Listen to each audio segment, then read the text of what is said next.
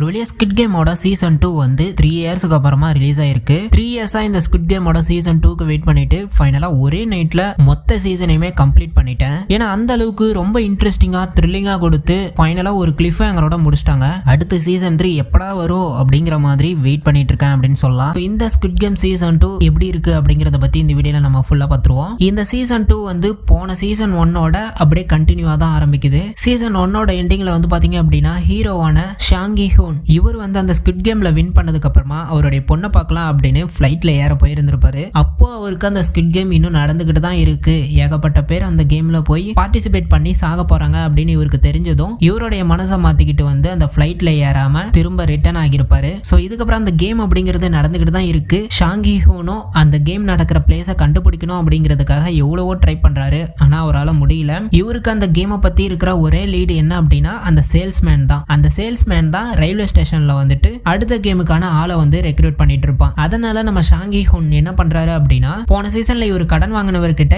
எல்லா பணத்தையும் வந்து செட்டில் பண்ணிட்டு அவரையே இந்த சேல்ஸ்மேனை கண்டுபிடிக்கிறதுக்கான வேலையும் கொடுக்கறாரு. சோ ஒரு பக்கம் இந்த ஷாங்கி ஹூன் அந்த சேல்ஸ்மேனை எப்படி கண்டுபிடிக்கிறாரு, கண்டுபிடிச்சு அகைன் அந்த கேமுக்குள்ள போய் எப்படி அங்க விளையாடுறவங்கள காப்பாத்த போறாரு அப்படிங்கறதும், இன்னொரு பக்கம் அந்த டிடெக்டிவ் அவருடைய பிரதரான ஃப்ரண்ட்மேனை தேடுற முயற்சியில இருப்பாரு. ஃபைனலா ஷாங்கி ஹூனும் இந்த டிடெக்டிவும் ஒன்னா சேர்ந்து எப்படி அந்த கேமை தடுக்க போறாங்க அப்படிங்கிறது தான் இந்த சீசன் 2ஓட ஒரு மெயின் பிளாட் அப்படிங்கிற மாதிரி சொல்லலாம். இந்த சீசன் 2ஓட பாசிட்டிவ்ஸ் அப்படின்னு பார்த்தோம் அப்படின்னா ஹீரோவான ஷாங்கி ஹூன் இவரோட பெர்ஃபார்மன்ஸ் அப்படிங்கிறது இந்த சீசன் 2ல செம்மையா இருக்கும். சீசன் 1ல பாத்தீங்க அப்படின்னா அப்படியே சிரிச்சுக்கிட்டு ஜாலியா இருக்கிற மாதிரி இவருடைய கேரக்டர் இருக்கும். ஆனா இந்த சீசன் 2ல அப்படியே கம்ப்ளீட் ஆப்போசிட்டா ரொம்பவே சீரியஸா பரபரப்பா இருப்பாரு. இவருடைய தாட்ஸ் எல்லாமே அங்க இருக்கக்கூடிய எல்லாருமே வந்து எப்படியாவது காப்பாற்றணும், அந்த கேமை தடுத்து நிறுத்தணும், அந்த ஃப்ரண்ட் மேனை பிடிக்கணும் அப்படிங்கிற மாதிரி தான் இருக்கும். முக்கியமா இந்த சீசன் 2ல அந்த ஃப்ரண்ட் மேனோட கேரக்டர் அப்படிங்கிறது எனக்கு ரொம்பவே பிடிச்சிருந்தது. ஸோ அவருடைய பெர்ஃபார்மன்ஸ் வந்து ரொம்பவே சூப்பரா இந்த சீசன் 2ல கொடுத்திருந்தாரு. இதை தாண்டி கேரக்டர்ஸ் அப்படின்னு பார்த்தோம் அப்படின்னா போன சீசன்ல மாதிரியே நமக்கு இந்த சீசன்லயும் ஒரு சில கேரக்டர்ஸ் வந்து கொடுத்திருக்காங்க. அம்மா பையன், ஒரு டிரான்ஸ்ஜெண்டர் கேரக்டர், ஒரு பிரெக்னன்ட் லேடி, தேனோஸ் அப்படிங்கிற ஒரு கேரக்டர், அண்ட் போன சீசன்ல எப்படி ஹீரோவுடைய ஒரு ஃப்ரெண்ட் இருந்தாரோ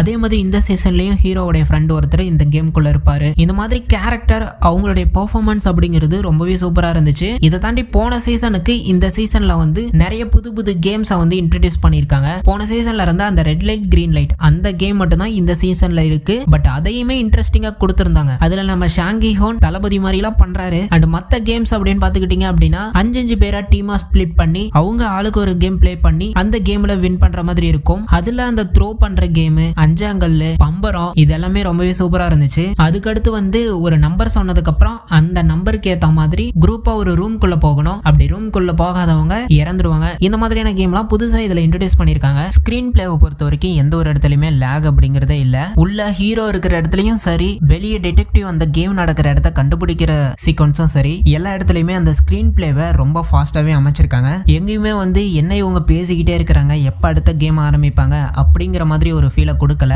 ஈவன் அவங்க தங்கி இருக்கிற அந்த இடத்துலயுமே அங்கேயுமே ஒரு கேம் நடக்குது. அந்த ஓட்டிங் அப்படிங்கிற ஒரு கான்செப்டை உள்ள கொண்டு வந்து அங்க இருக்கிறவங்களையே 2 டீமா பிரிச்சு அவங்களுக்குள்ள ஒரு சண்டை வர மாதிரி அமைச்சிருக்காங்க. என்னதான் ஒரு சில சீன்ஸ் பிரெடிக்டபிளா இருந்தாலும் நிறைய சீன்ஸ் வந்து அன்பிரெடிக்டபிளா தான் இருக்கு. இதை தாண்டி அந்த டிடெக்டிவோட கேரக்டரையுமே ரொம்பவே சூப்பரா கொடுத்திருப்பாங்க. டிடெக்டிவும் நம்ம ஹீரோவும் ரோட்ல மீட் பண்ணிக்கிற மாதிரி ஒரு சீக்வன்ஸ் வரும். பட் ஆனா அவங்க ஆக்சுவலா அங்க மீட் பண்ண மாட்டாங்க. அந்த சீன்லமே ரொம்பவே சூப்பரா கொடுத்திருந்தாங்க. அண்ட் அந்த சேல்ஸ்மேனுக்கான அந்த ஒரு கேரக்டரையுமே ரொம்ப டீடைல்டா காமிச்சிருந்தாங்க. ஓவராலவே கொஞ்சம் இந்த ஸ்குவிட் கேமை எக்ஸ்பேண்ட் பண்ணி எங்கெங்க என்னென்ன நடக்குது அப்படிங்கிற மாதிரி காமிச்சிருக்காங்க அப்படின்னு சொல்லலாம். இதை தாண்டி இந்த சீசன் 2ஓட நெகட்டிவ்ஸ் அப்படின்னு பார்த்தோம் அப்படின்னா கேரக்டர் டெவலப்மெண்ட். இந்த சீசன் 2ல அந்த கேரக்டர்ஸ் எல்லாமே ரொம்பவே சூப்பரா ஆக்ட் பண்ணிருக்காங்க. பட் அவங்களுக்கான அந்த டெப்த் அப்படிங்கிறது சரியா இந்த சீசன் 2ல கொடுக்கல. ஏன்னா போன சீசன் 1 எல்லாம் பாத்தீங்க அப்படின்னா அந்த கேரக்டருக்கான ஒரு கனெக்ஷன் உங்களுக்கு இருக்கும். பட் இந்த சீசன் 2ல யார் இறந்தாலும் இறந்துட்டு போறாங்க அப்படிங்கிற மாதிரி தான் இருக்கும். அந்த அளவுக்கு ஒரு அந்த கேரக்டர் இறக்குறாங்க அப்படின்னா